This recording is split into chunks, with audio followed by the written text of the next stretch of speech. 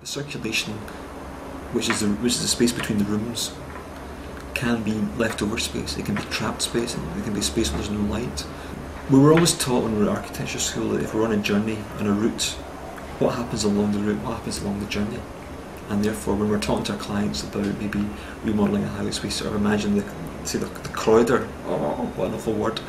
or the hall space to maybe you pass by the place where you keep your letters, the place where you keep all your book collection, the place where you hang your art, the place where you hang your photographs, and somehow that space becomes useful. And I think that's what we enjoy about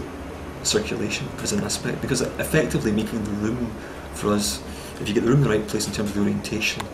it's the circulation that takes you there that very often can be the thing that can be a disappointment in a poorly designed house. There's a lot of books written about architecture in terms of the philosophy of space, like Gaston Bachelard's Poetics of Space talks about attics and basements and cupboards and drawers, and architects being aware of micro spaces and macro spaces, big spaces and little spaces is really important. Good architecture should embody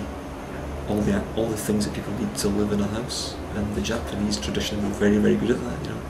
and traditionally put things under floor so there was no storage space, you know, fantastic neat tricks of how you store stuff. And then the storage itself becomes an aesthetic within the house as well, whether it's open shelves or closed shelves or cupboards or whatever.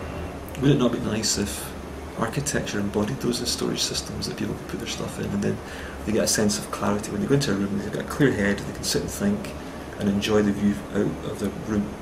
into the landscape or into the city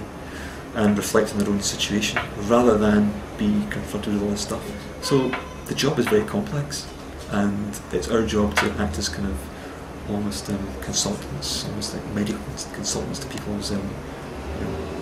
habitats.